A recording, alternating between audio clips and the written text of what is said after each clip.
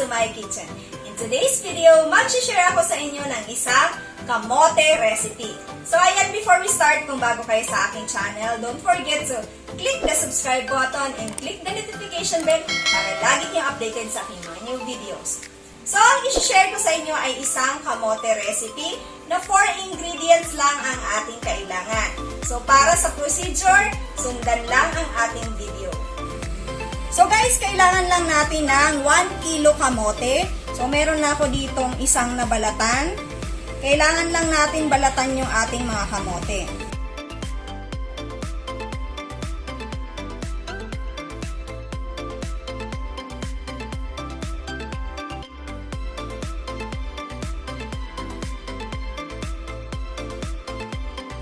So after natin silang mabalatan, kailangan natin itong kudkurin.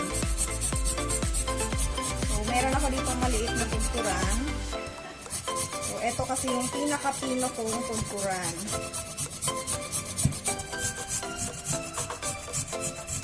So guys, niliitan ko pala yung mga kamote bago ko siya kinudkod kasi mahirap kudkurin na sobrang lalaki ng kamote. Kaya hinati-hati ko muna siya.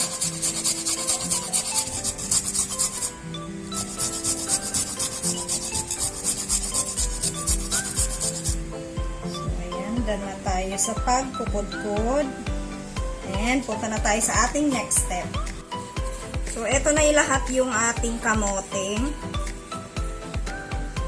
Lagay na natin yung ating, ayan, sugar. Maglalagay ako ng salt. Then, ang ating gata. Mix ko muna to.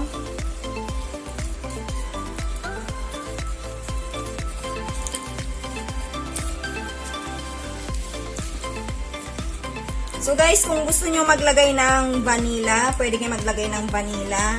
So ako hindi na ako maglalagay para 4 ingredients lang yung kailangan natin. Kasi masarap na naman siya kahit walang vanilla. Ayan, meron ako ditong dahon ng saging. Ayan.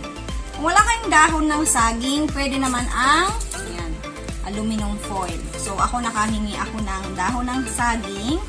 At ito yung ating gagamitin dahil lalabas dito yung pagka-native flavor ng gagawin natin.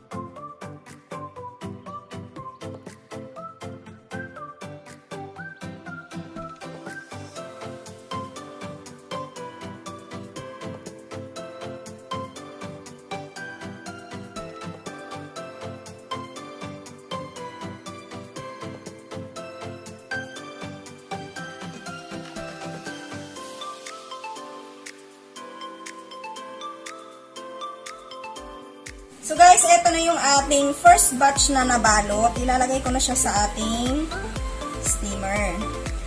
So hindi pa ako tapos magbalot, pero isasalang na natin tong una nating nabalot.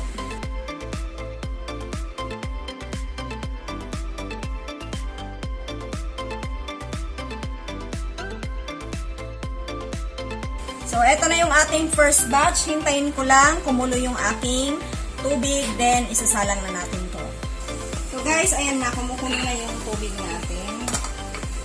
Isasalang ko na siya. So i-check natin mamaya mga 25 minutes to check ko siya kung luto na siya within 25 minutes. Pero pag hindi pa siya luto, i-extend ko siya ng mga ilang minuto. So babalikan natin siya after 25 minutes. So guys, eto na yung ating ayan, yung ating naluto after 30 minutes. So, nag-extend ako ng another 5 minutes dahil chinek ko siya kanina. So, medyo kulang pa ng luto kaya nag-extend ako ng 5 minutes. So, ito ay tatanggalin na natin sa ating steamer. So, ayan, kung maaamoy nyo siya ang bango niya, Lalagay ko na to dito sa ating plato.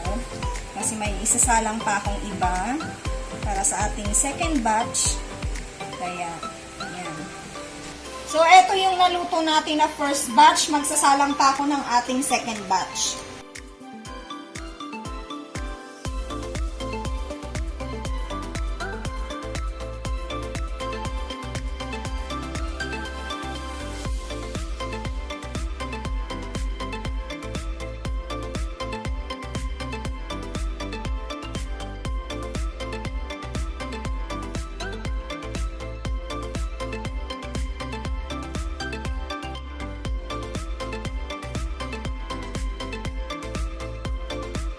So guys, eto na yung ating finished product ng kamote merienda na ginawa natin. So, eto yung ating first batch. Nakagawa ako ng 12 pieces. So, mayroon pa ako niluluto yung ating second batch. Pero, i-taste test na natin sila. So, eto na yung aking tinanggalan ng dahon. So, tinanggal ko na siya para ready na. Yan. So, ayan yung kanyang outcome. Alam mo yung amoy niya, native na native yung amoy ng ating merienda. Magandang nilagay siya sa dahon. Hindi masyado matamis guys yung timpla natin. So, sakto lang yung asukal natin. So, sana i-try nyo to sa kamote nyo kasi masarap siya. So, simple lang pero masarap siya. So guys, magbibigay ako sa inyo ng tip kung paano gawin ang ating, ayan, Kamote Suman. So, dapat ang mixture nyo, hindi masyadong matubig. So, basa siya pero hindi masyadong matubig. So, itong ginawa natin, basa ito pero hindi masyadong matubig. Kasi pag matubig, mapupunta dun sa tubig yung asukal at yung gata natin.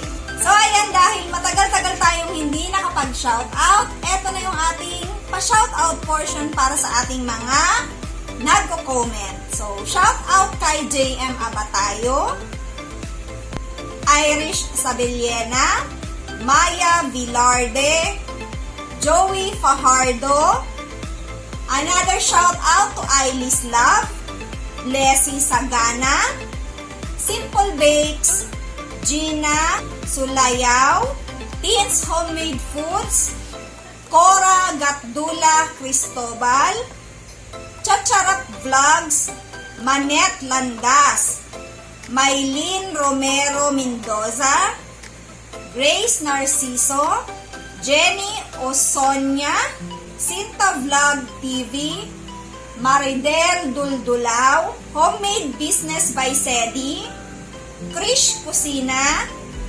Mark Cruz Kitchen, another shout out to Chinari Kaule, Elena Robles, Ramil Reños, and last shout out kay Abigail Miklat.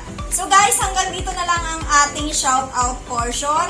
So bago natin i-end ang video na to, please visit my official Facebook page, Instagram account, at mag-join kayo sa ating official FB group. So hanggang dito na lang ang ating shout out. Thank you for watching and I hope to see you in my next